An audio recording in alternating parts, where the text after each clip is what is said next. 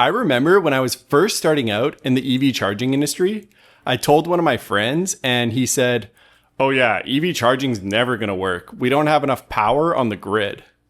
And I was like, well, first of all, thanks for your support, hater.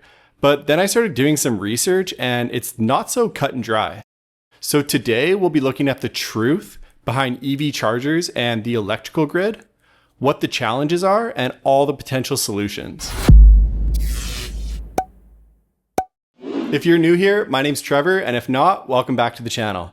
I helped launch 2 successful EV charging startups, and now I make videos on how it works. And I promise you, if you subscribe to this channel, you'll learn everything you need to know to stay ahead of the curve. Okay, first off, what is the electrical grid? Let's break this down as simply as possible. Basically, first, the electricity is created or generated at a power plant.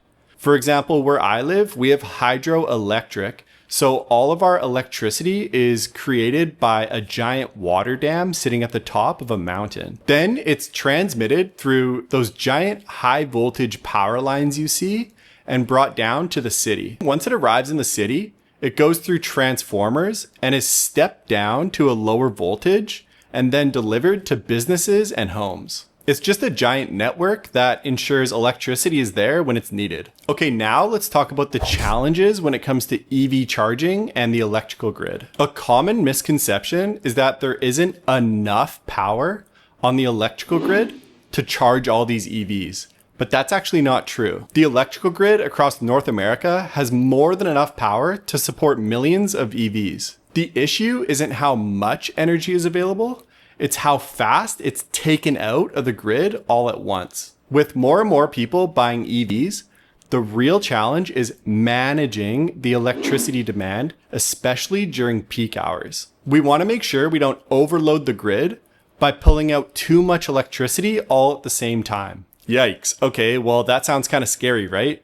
So what are we going to do about this? The main answer to this question is usually referred to as grid optimization. And grid optimization, just like anything healthy in life, it's all about balance. With more EVs hitting the streets every day, the main goal of grid optimization is to balance everyone's charging so it doesn't overload our grid. Whoa, that's pretty wild. So how is this done? The first way we're gonna call smart charging systems. These EV chargers are pretty smart and they all have little features that safeguard using too much energy and overloading the system. There are features such as load sharing, load shedding, and load balancing that all automatically adjust to reduce energy consumption. The next one we're going to call time of use pricing.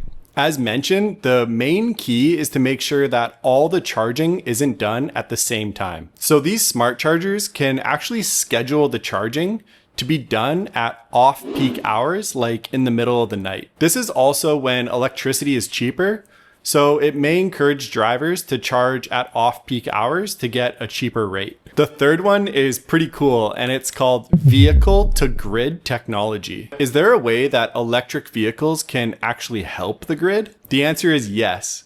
Some EV chargers have a really cool feature called bi-directional charging, and instead of taking electricity from the grid, it can actually flip it and give electricity back to the grid. With this feature, you can kind of think of electric vehicles as little mobile batteries, and they can actually power homes during blackouts. The fourth solution to make sure that EVs don't overload our grid is energy storage systems, or batteries. You can buy large batteries that store excess energy at home and will release it when the energy is needed. You've probably heard of Tesla Powerwalls.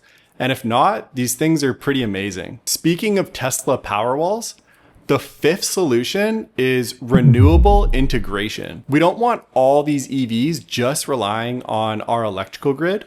So what if we were able to tap into other sources of energy as well? I love this idea. If people had solar panels on the roofs of where they lived, then in theory, they could just collect energy throughout the day and have it stored in the Tesla Powerwalls. So when they get home, they can just plug in their car and use the energy they collected from the sun. This way, you may not even need to rely on the electrical grid, But keep in mind, this mostly works well in really sunny areas. So grid optimization will make sure that everybody has electricity when they need it, prevent outages, and reduce electricity costs. I'm still in Brazil, so this time, hello from Rio de Janeiro. If you had any thoughts, feel free to drop them in the comments below. Also, I really appreciate all my new subscribers. You guys are keeping me going. Thanks so much for checking in, and I'll catch you on the next one. Cheers.